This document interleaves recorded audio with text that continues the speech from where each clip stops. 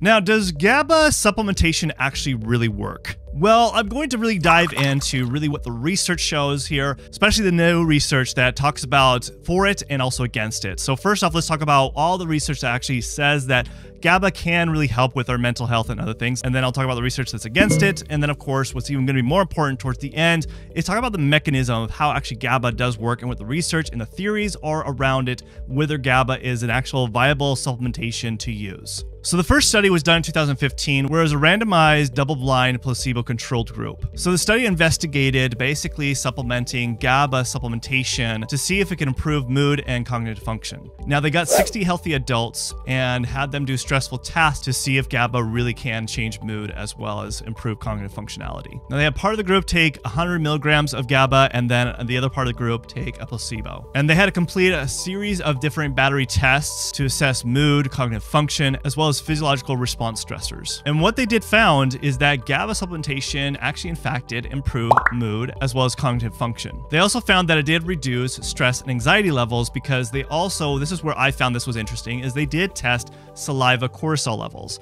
So they were measuring something different than just measuring for GABA to see if they improved GABA levels, but they were looking at also stress levels because stress levels definitely can impact our focus and impact our cognitive function as well as our just performance. So I like the fact that they were testing cortisol levels here because that's where something I would want to use GABA just for that fact alone. Now, another study done in 2007 was another randomized, double-blind, placebo-controlled group. Now, this was a smaller group. They only took 11 healthy individuals, and they had them take 100 milligrams of GABA for 6 weeks. And what they were wanting to test here was actually to see if GABA can help with also fatigue.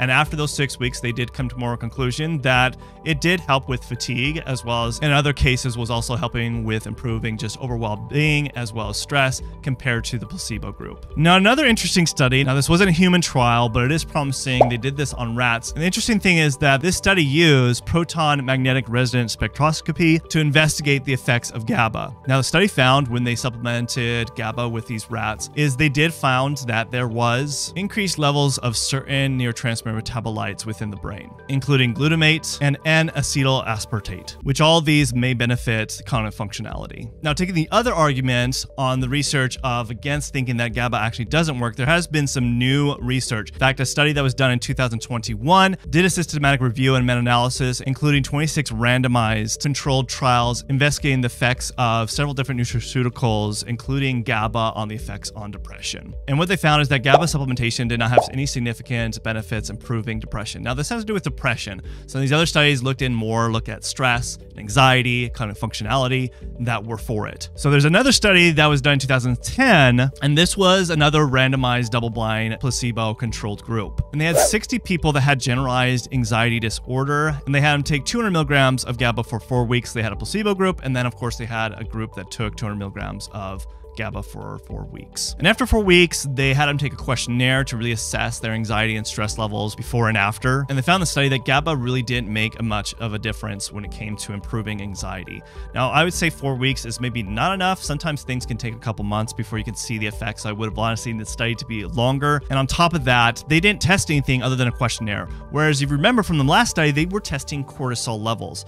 Like, this is why I have a problem with some of these studies when they're not really doing anything other than just doing a questionnaire. To me, that's not a sufficient amount of evidence to really justify giving a supplementation. You should do some kind of testing, part of your research, so it's something that's easier to measure and it's justifiable to give it to that person when you're having someone to conduct a study. Now, if you're very undecided about GABA and you're actually trying to look for supplements that can help improve your focus, improve your energy and your mental focus, then download my free focus guide in the description below of all the different supplements that I think that are really great for helping improve that I use with a lot of my patients and clients. You can find that in the description below. Now, when it comes to the mechanism of action of GABA, it's not fully understood, and there's a lot of theories and several theories around this. There's been some research, but there needs to be more research done around this. But what I have found and what I've seen is, for example, what is more for actually GABA working is they believe that GABA can actually cross the blood-brain barrier, and it may increase GABA levels, and this is the theory behind of actually supplementing something like GABA. Now, the flip side side, they actually argued that the molecules are too large and can't actually pass through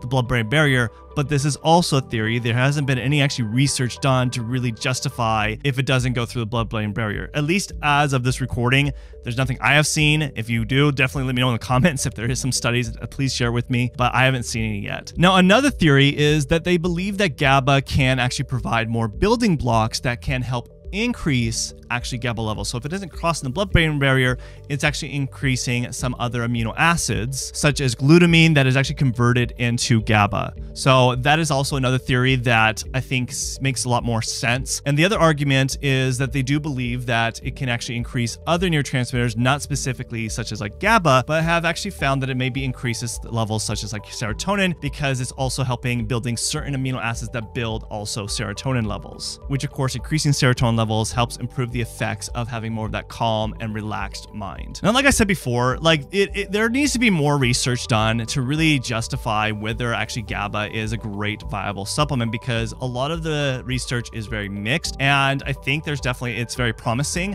But what do you guys think? Let me know in the comment section below. Now, if you're someone that is struggling and you've been looking at GABA and you're not finding that it's benefiting you, and you're trying to decide, but you're trying to figure out how can I improve my focus? Maybe you have issues with ADHD, maybe you have things with your anxiety or whatever that is, then you should watch this video next, where I dive in deep really about how to actually investigate and doing testing and looking at ways to really understand and justify certain nootropics and supplements that you should be taking. So watch this video next.